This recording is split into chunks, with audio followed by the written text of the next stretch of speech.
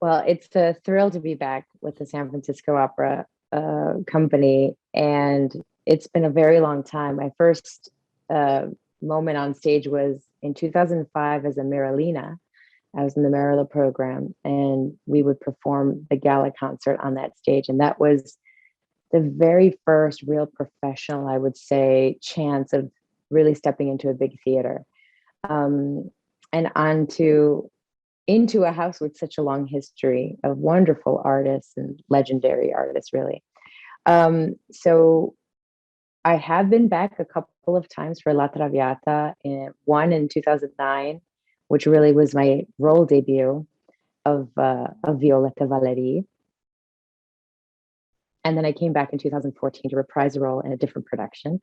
Uh, but being here for Tosca, which is now 2021, but it's just not, it's hard to frame this time with just a role debut because of how everyone has been going through the pandemic. And really, it's a launching of a new season, but also a new way of trying to connect to our audiences and introduce, keep doing that kind of work. So this role debut and being back in San Francisco feels um, like maybe for the first time more poignantly, like an act of courage, an act of connecting with others, and an act of humility. I mean, even as I sit here contemplating it just before opening night, you see the numbers like the 99th season and the launching of firsts for, it's a role debut for the Scarpia as well, Alfred Walker. And it's the first opera as music director of our wonderful maestro, Unsun Kim. And Michael Fabiano, it's his first time singing Cavaradossi here in the States. So it's a lot of exciting factors to take into consideration, which I'd never filter out when I think about playing a role for the first time or for the 100th time. It really is an art form that includes so many people. So the vibe of how the production team has constructed our rehearsal schedule and how the opera house has worked hand in hand with doctors and researchers to provide zoned areas so that we could work safely among one another. We're tested regularly as well. So it's been a momentous time for the theater community to take courage with one another and for each other sometimes. And it's so incredible to have that honor and to take that step here with this incredible team. Returning to the stage in front of a live audience has to be one of the most moving, triumphant feelings we can all have, because we've been able to do streaming and recording, in a digital way to try to present and keep the opera form going and increasing access for people who have never been to the theater, to be able to listen online and read interviews and interact with artists. I think that kind of work will keep continuing, and it's very healthy for every community and every theater and every artist. But it never replaces the extraordinary sense of being present in a social setting with others, experiencing opera together. On both sides of the curtain, there is a sense of really caring for the other.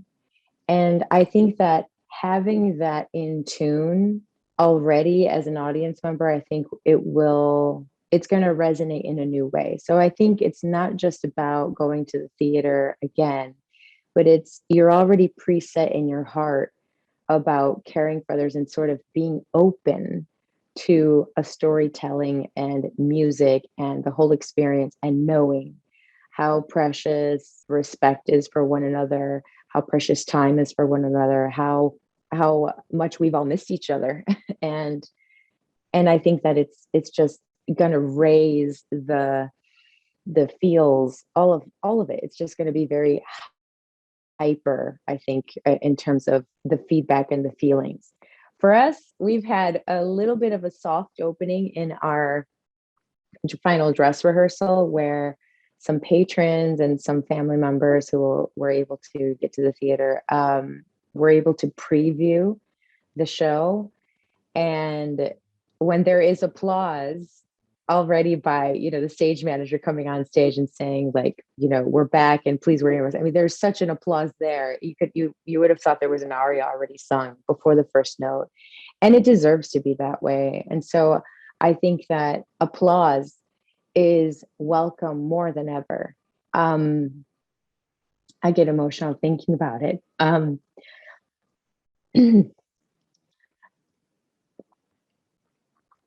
Oh goodness. We've just missed each other so much.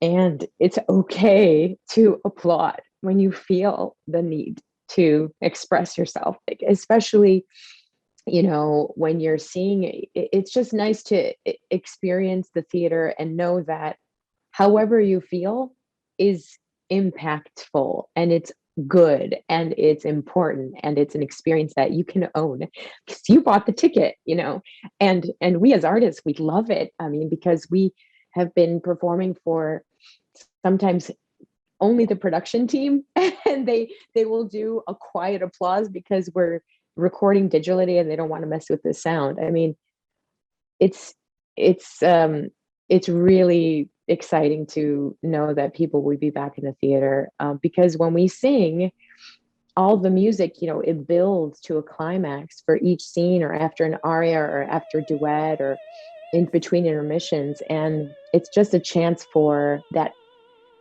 human interaction that we all love and serve. And it really, it serves both ways.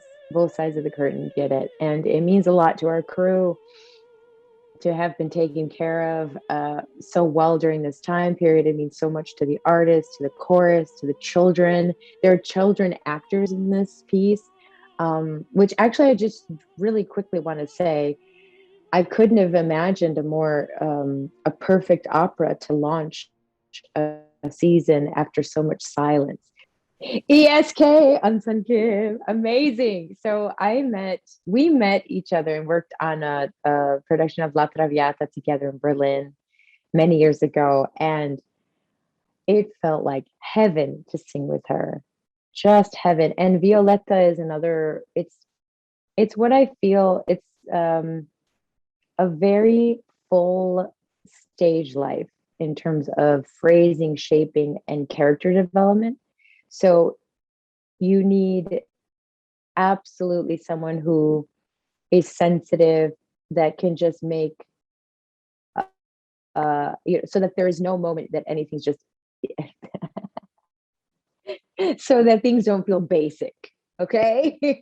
So I mean, there's just a sense of Maestro, when she listens and shapes phrases, she is so elevated in terms of honoring what's written, honoring the singers as well, to listen to what's possible, to move with us, and then to speak these images and imagery to the orchestra so that they're also interpreting with us all. We're all the storytellers in this, and we all have to hear each other and listen to each other and be aware of one another.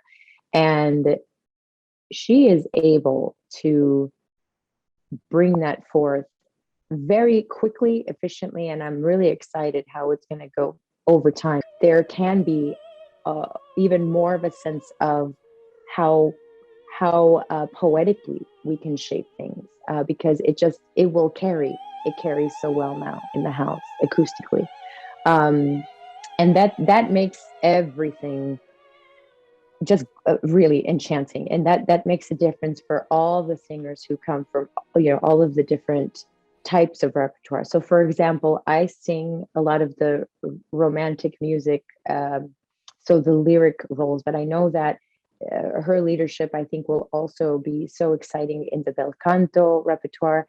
in the Wagnerian. I know Beethoven is next to Fidelio, but she just has a sense of ease. And I think it's the sense also of a complete devotion to the music and the composer and the color. I wasn't here for Rusalka, but I bet it was, everyone is talking about and raving about how the orchestra sounded and how everything sounded. So it's beautiful to watch her. And it's funny also because she doesn't want to be watched. She said it almost shocks her sometimes if we like look at her too suddenly. so she encourages us to, once we've laid the foundation work of how we want to shape and phrase everything and we're in agreement, uh you know, we go with the flow, and then she says, you know, tell the story, get the drama, and if there's ever points of contact, critical moments, you know, we get you know, the amazing music staff here who informs us and keeps us in the know of those checkpoints, and it just makes the whole experience just flawless. And then it doesn't feel like a burden to sort of put on this music. You just can live right through it and be in the flow of it. So I it's a great joy to collaborate with Maestro on Sun Kim and everybody here musically.